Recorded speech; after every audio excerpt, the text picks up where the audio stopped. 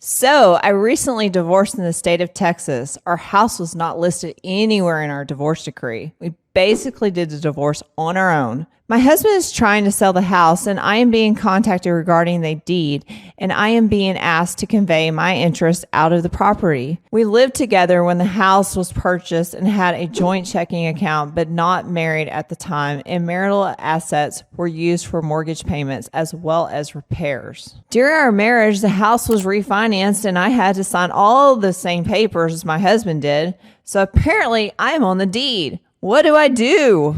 This is the reason why you don't do a divorce on your own. You're incapable. There's so many mistakes in this. It's unbelievable. Okay, so I'm going to go back to the basics. First, never buy a house with somebody you're not married to. Right. Period. Big mistake. Never have a joint checking account with somebody that you're not married to. Period. The house is not community property.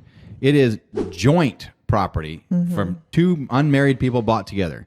It should have been listed in the divorce decree. I shudder to think, if I was to actually read your divorce decree, all the other errors that I would find in it. And you basically put this property completely at risk. And well, isn't the likelihood of her spouse, because at this point they have to like re-sign stuff, and he's probably going to be like, well, you're screwed. Here's the thing. It sounds like he's in the house and he's trying to sell it. And what we have is an undivided marital asset. So now you have to go back to court. And as part of it, they could do this outside of court, but they're going to screw that up again. They need a lawyer in this whole deal.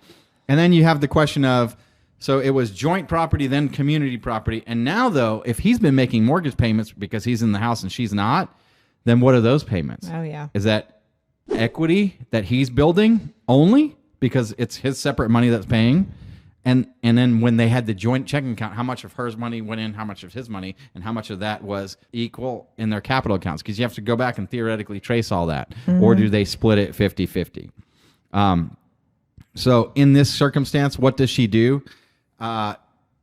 You pray and you hopefully say, I will sign those documents as long as in the closing statement it specifies that I get half, or is that the right percentage? Is that what you want to settle on? Yeah. You get half of the money out of the sale, and it could be done that way. She needs to hire an attorney even at this point, and God only knows what other things. I would have to go and ask her all the different questions and determine what else she screwed up. If there's a retirement account, oh, that's a nightmare that they may have to deal with, or even other financial accounts. So what's the lesson in this? Do not do your own divorce. And don't think, oh, if you hire an attorney, it's going to blow a good deal. No, if you hire the right attorney, the attorney's going to write up that deal correctly. You know what I hate the most? When people think they're making one deal, but they actually made a different deal. Right. But we thought that it was this. Oh, you did? But that's not the deal that you did. And oh, by the way, you lost your kids. Or, oh, by the way, you lost your house. Or, oh, by the way, you lost all your money. Oh, by the way, you have to pay hundreds of thousands of dollars. Or what about even that one we read where the lady was like, they did the divorce decree and the husband hid assets from her. And then afterwards she found out like he had all this money, but now it's all done and you can't do anything about it. Yeah, you don't know what you don't know. And a lot of these things are counterintuitive, or there's hidden consequences that you're not going to have any idea. You're not only going to fall for the things that young attorneys fall for, you're going to fall for things that even young attorneys don't fall for. Right. You have no idea what you're doing. Would you try and fly a helicopter with no instruction? It takes far less time to learn how to fly a helicopter than it does to be a lawyer, and especially to be a divorce lawyer. And once you're even a lawyer, if you're a young lawyer, you basically know nothing. And you have no practical experience to know how these things even work out. So what young lawyers think and how they think that things are going to work out, they don't work out that way either.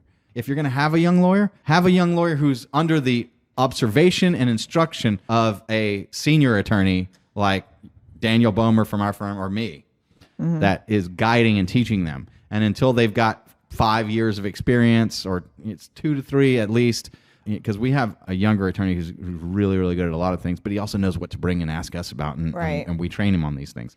But that's the whole point, is that you can accelerate a young lawyer really fast with the right amount of instruction and from a good mentor.